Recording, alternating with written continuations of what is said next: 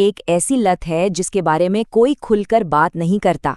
बहुत से युवा लड़के लड़कियां अकेले में अडल्ट कंटेंट की इस लत से जूझ रहे हैं। उन्हें अंदर से गिल्टी भी महसूस होता है, लेकिन वो चाह कर भी इसे रोक नहीं पा रहे। ये एक ऐसी प्रॉब्लम है जो ऊपर से दिखाई नहीं देती, पर अंदर ही अंदर बहुत से लोगों को परेशान कर रही है। तो सवाल ये उठता है कि आखिर इस कंटेंट में ऐसा क्या है कि ये इतना एडिक्टिव हो जाता है। लोग इसे क्यों देखते रहते हैं जबकि उन्हें पता होता है कि ये उन्हें कहीं ना कहीं नुकसान पहुंचा रहा है। देखिए, इसका जवाब किसी की अच्छाई या बुराई में नहीं बल्कि साइंस में छिपा है। तो चलिए इस पूरी प्रक्रिया को समझते हैं। असल में इसकी जड़ कहीं और नहीं बल्कि हमारे अपने दिमाग के रिवॉर्ड सिस्टम में है, जिसे एक तरह से हाईजैक कर लिया जाता है। और इस पूरे खेल का जो मेन प्लेयर है वो एक केमिकल है जिसका नाम है डोपामाइन। तो ये डोपामाइन है क्या चीज़? देखिए, इसे फील गुड न्यूरोट्रांसमीटर भी कहते हैं। हजारों सालों में हमारा दिमाग कुछ इस तरह से बना है कि जब भी हमें कुछ अच्छा या संतोषजनक महसूस होता है तो ये रिलीज होता है ताकि हम वो काम दोबारा करें। पहले ये खुशी मेहनत करने से, कुछ हासिल करने से मिलती थी, लेकिन आज यह सिर्फ एक क्लिक के दूरी पर है। और बस यहीं से लत का वो खतरनाक चक्र शुरू हो जाता है। स्टेप 1, कोई इंसान कंटेंट देखता है और उसके दिमाग में तुरंत डोपामाइन का एक जबरदस्त रश होता है। लेकिन प्रॉब्लम यह है कि दिमाग इस तरह के इंस्टेंट हाई के लिए बना ही नहीं है। तो बहुत जल्द दिमाग की सहनशीलता यानी टॉलरेंस बढ़ जाती है। इसका मतलब यह है कि अब उसी खुशी को पाने के लिए दिमाग और ज्यादा एक्सट्रीम कंटेंट की मांग करने लगता है। और पता है सबसे चौंकाने वाली बात क्या है? हमारे दिमाग के लिए इस लत में और ड्रग्स या शराब की लत में कोई फर्क नहीं है। बिल्कुल वैसे ही जैसे एक शराबी को वक्त के साथ ज्यादा शराब चाहिए होती है, ठीक उसी तरह इस कंटेंट को देखने वाले को भी और ज्यादा की जरूरत पड़ती है। दोनों ही मामलों में ये एक मजबूरी बन जाती है, और जब कोई इसे रोकने की कोशिश करता है तो विड्रॉल सिम्टम्स भी होते हैं। तो अब ये तो समझ आ गया कि ये लत लगती कैसे है, पर इसकी कीमत क्या चुकानी पड़ती है? इसका सबसे पहला और सबसे गहरा असर इंसान के अपने दिमाग और उसकी सेहत पर पड़ता है, और इसके पीछे पक्के साइंटिफिक सबूत है।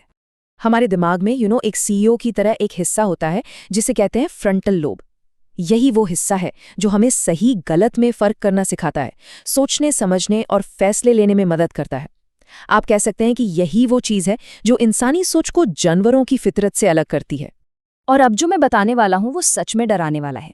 साइंटिस्ट और रिसर्चर्स ने ये पाया है कि जब कोई इस तरह के कंटेंट को बहुत ज्यादा देखता है तो दिमाग का ये सीईओ वाला हिस्सा, ये फ्रंटल लोब, सचमुच में सिकुड़ने लगता है। जी हाँ, उसके सेल्स मरने लगते हैं। और सोचिए, जब दिमाग का सीईओ ही काम करना बंद कर दे तो क्या होगा? सबसे पहले तो सोचने समझने की शक्ति कम हो जाती है। इंसान का व्यवहार बिना सोचे समझे जानवरों जैसा होने लगता है। इससे ADHD, एंग्जाइटी और डिप्रेशन जैसी मानसिक बीमारियों का खतरा बहुत बढ़ जाता है। और जाहिर है, जब फैसले लेने की ताकत ही खत्म हो जाए तो करियर और पढ़ाई जैसे जिंदगी के बड़े लक्ष्य भी पटरी से उतर जाते हैं। लेकिन ये कहानी सिर्फ एक इंसान के नुकसान पर खत्म नहीं होती, ये तो बस शुरुआत है। देखने में ये एक पर्सनल हैबिट लग सकती है, लेकिन इसका असर एक लहर की तरह फैलता है, परिवार पर, समाज पर और यहाँ तक कि पूरे देश पर भी। ये कंटेंट रिश्तों को देखने का नजरिया ही बिगाड़ देता है। मतलब जो असली रिश्ते पवित्रता, प्यार और भरोसे पर टिके होते हैं, ये उन्हें एक नकली बिकाऊ चीज की तरह दिखाता है। इससे क्या होता है? असली और नकली यानी रियल और रियलिटी का फर्क ही मिट जाता है, जिससे परिवार के रिश्ते कमजोर पड़ते हैं। चलिए इस लहर के असर को थोड़ा और गहराई से समझते हैं। जब भी कोई इस कंटेंट पर एक क्लिक करता है तो जाने अनजाने में वो एक डिमांड पैदा कर रहा होता है। अब सवाल ये है कि इस डिमांड को पूरा कौन करता है? सच ये है कि इसे पूरा करते हैं मानव तस्करी के शिकार हुए लोग। जी हाँ, इन वीडियो को बनाने के लिए छोटे छोटे बच्चों, लड़के लड़कियों को किडनैप किया जाता है, उन्हें टॉर्चर किया जाता है, उनकी इज्जत को तार तार किया जाता है। मतलब एक क्लिक का सीधा कनेक्शन किसी दूसरे इंसान की बर्बादी से है। और एक और बात जो शायद और भी हैरान कर दे, इस तरह के कंटेंट को सर्च करने के मामले में भारत दुनिया के टॉप 3 देशों में आता है। सोचिए, हम अनजाने में इस ग्लोबल डिमांड को बढ़ाने में कितना बड़ा हिस्सा डाल रहे हैं। और ये असर सिर्फ सामाजिक नहीं है, इसका एक और एंगल है जो बहुत कम लोग जानते हैं, और वो है नेशनल सिक्योरिटी का। ये सिर्फ एक सामाजिक बुराई नहीं, बल्कि देश की सुरक्षा के लिए भी एक खतरा है। वो कैसे? देखिए, ये जो अवैध वेबसाइट्स होती हैं, ये बिल्कुल भी सुरक्षित नहीं होती। दुश्मन देश इन पर बड़ी आसानी से वायरस डाल सकते हैं। और फिर क्या? किसी के भी फोन या लैपटॉप से पर्सनल डेटा, फोटो, वीडियो सब कुछ चुराया जा सकता है। ये एक तरह से किसी भी इंसान को और पूरे देश को साइबर हमलों के लिए कमजोर बना देता है। ठीक है, इतनी सारी परेशान करने वाली बातें हो गईं। तो अब सवाल ये उठता है कि क्या इससे बाहर निकलने का कोई रास्ता है भी? और अच्छी खबर ये है कि जवाब है हाँ, बिल्कुल है। और इसका हल भी हमारे दिमाग के अंदर ही छिपा है। हमारे दिमाग के पास ना एक सुपर पावर है। इसे कहते हैं न्यूरोप्लास्टिसिटी। इसका सीधा सा मतलब है कि दिमाग खुद को बदल सकता है, अपनी वायरिंग को रीअरेंज कर सकता है। बिल्कुल वैसे ही जैसे अगर हम जिम जाना छोड़ दें तो मसल्स कमज़ोर हो जाती हैं, ठीक उसी तरह अगर हम लत वाले रास्ते पर चलना बंद कर दें तो वो रास्ता भी धीरे धीरे अपने आप खत्म हो जाता है। किसी के भी दिमाग को एक बगीचे की तरह सोचा जा सकता है। अगर उसकी देखभाल नहीं करेंगे तो क्या होगा? उसमें जंगली झाड़ियां और खरपतवार उगाएंगे, है ना?